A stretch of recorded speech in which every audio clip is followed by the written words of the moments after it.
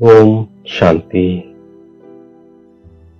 நான் மனநிலை முதிர்ச்சியடைந்த ஆத்மா.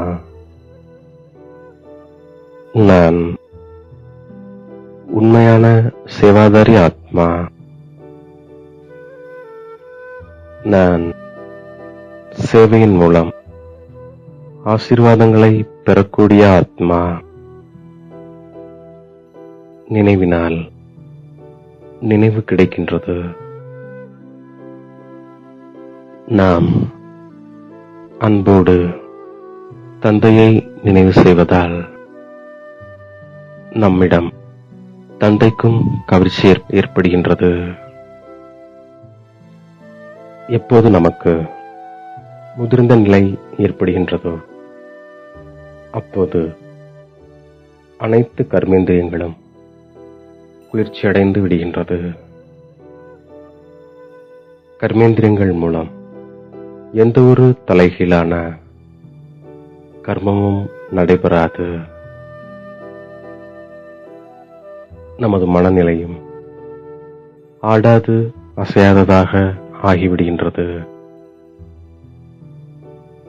இச்சமயம் அசையாத மனநிலை மூலம் 21 பிறவிகளுக்கு கர்மேந்திரியங்கள் வசமாகிவிடுகின்றது. இந்த நிலையை அடைவதற்காக நம்மை நாம் சோதித்தறிந்து குறித்துக் கொள்வதன் மூலம் எச்சரிக்கையாக இருக்கின்றோம். யோக பலத்தின் மூலம் கர்மேந்திரியங்களை நாம் வசப்படுத்துகின்றோம். யோக பலம்தான் நம்முடைய மனநிலையை முதிர்ச்சியடைந்ததாக ஏற்படுத்துகின்றது. நாம் ஞான மற்றும் யோக நட்சத்திரங்கள். நமக்கு ஞானசூரியன் கிடைத்திருக்கின்றார். எங்கெங்கே இது போன்ற சேவாதாரி குழந்தைகள் இருக்கின்றார்களோ ஞானசூரியன் தந்தையும் அவர்களை நினைவு செய்கின்றார். நாம் மிகவும் பவித்திரமாக இருப்பதாலும் தந்தையிடம் மிகவும் பிரியமாக இருப்பதாலும் அந்த அளவுக்கு தந்தையை கௌரவம் செய்கின்றோம். தந்தை இப்பொழுது நம்மை அவருடைய ஆன்மீக குழந்தையாக மாற்றுகின்றார். தூய்மை இல்லாததிலிருந்து எப்படி தூய்மையாவது என்பதை தந்தை நமக்கு கற்றுத்தருகின்றார்.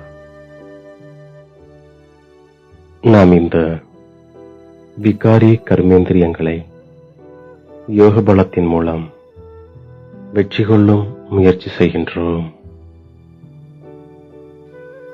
கடைசியில் முழுமையும் அடைந்து விடுகின்றோம்.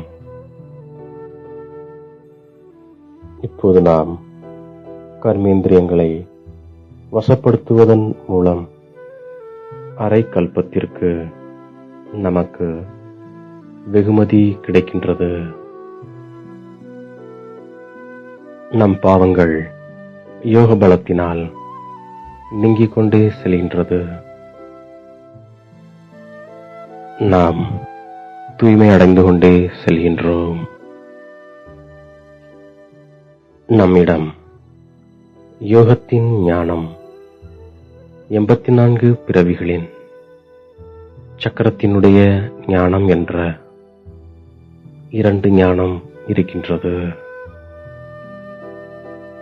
நாம் மனிதரிலிருந்து தேவதையாவதால் தெய்வீக குணங்களையும் அவசியம் தாரணை செய்கின்றோம்.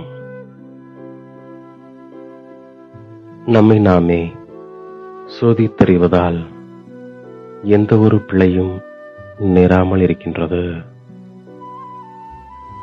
நாம் பிராமணனில் இருந்து தேவதையானோம். பிறகு 84 பிறவிகளின் சக்கரத்தில் சுற்றி வந்தோம். இப்போது மீண்டும் தேவதையாவதற்காக வந்திருக்கின்றோம். தந்தை எப்போது பலனை தருவதற்காக வருகின்றாரோ அப்போது கொடுப்பவரும் பெற்றுக்கொள்பவரும் சேர்ந்தாற்போல கூடியிருக்கின்றோம். முழு நாடகத்திலும் இது நமக்கு கடைசி ஜென்மம். நாம் நடிகர்கள் என்ற ஞானம் கிடைப்பதால் மிகுந்த குஷியாக இருக்கின்றோம். ஞானம் என்பது விதை. படைப்பவர் மற்றும் படைப்பு பற்றி குழந்தைகளாகிய நம்மை தவிர வேறு யாரும் அறிய மாட்டார்கள். இந்த புதிய விஷயங்கள் புதிய உலகத்திற்காக. பகவானும் புதியவர். அவருடைய மகா வாக்கியங்களும் புதியவை. பிராமணராகிய நாம் தான் பிறகு சூரியவம்சி சந்திரவம்சி குலத்தில் தம்முடைய பதவியை பெறுகின்றோம். ஞானத்தின் மூலம் சத்கதி கிடைக்கின்றது. தந்தை பிராமண குலத்தை ஸ்தாபனை செய்கின்றார். தந்தை தாமே வந்து அவரது அறிமுகத்தை கொடுக்கின்றார். ஞானத்தின் மூலம் சத்கதி கிடைக்கின்றது. அரைக்கல்பம் ஞானம், அரைக்கல்பம் பக்தி. நாம் உயர்ந்த பதவி பெறுவதற்காக நம்மை ஆத்மா என உணர்ந்து தந்தையை நினைவு செய்கின்றோம். இப்போது நாம் காலனை வெற்றி கொள்வதால் தந்தையோடு அமரலோகத்திற்கு செல்கின்றோம். இப்போது அமர்நாத் ஒருவர்தான். யோக பலத்தின் மூலம் கர்மேந்திரியங்களை வென்றவராகி முழுமையான தூய்மையாக நாம் ஆகின்றோம். இந்த நிலையை அடைவதற்காக நம்மை நாம் சோதித்துக் கொள்கின்றோம். சதா புத்தியில் நினைவிருக்கின்றது, நாம் தான் பிராமணனிலிருந்து தேவதையாக இருந்தோம். இப்போது மீண்டும் தேவதையாவதற்காக வந்திருக்கின்றோம். அதனால் எச்சரிக்கையுடன் பாவம் மற்றும் புண்ணியத்தை புரிந்து கொண்டு கொடுக்கல் வாங்கல் செய்கின்றோம்.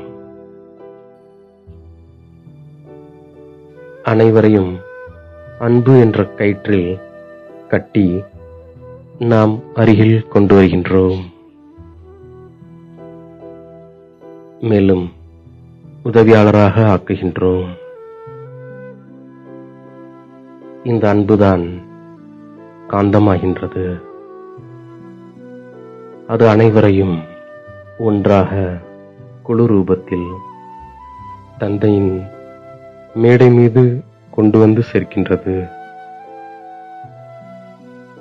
அனைத்து அதிகார மையங்களையும் உதவியாளராக மாற்றி பிரத்யக்ஷத்தாவின் திரையை விளக்கக்கூடிய உண்மையான சேவாதாரி ஆத்மா நாம். சேவையின் மூலம் அனைவரின் ஆசீர்வாதங்களை பெற்று முன்னேறி செல்லக்கூடிய ஆத்மா நாம். நம்மை தேடி கண்டெடுத்த இனிமேலும் இனிமையான தாயும் தந்தையுமாகிய பாப்தாதாவிற்கு கோடான கோடி நமஸ்காரங்கள். ஓம் சாந்தி.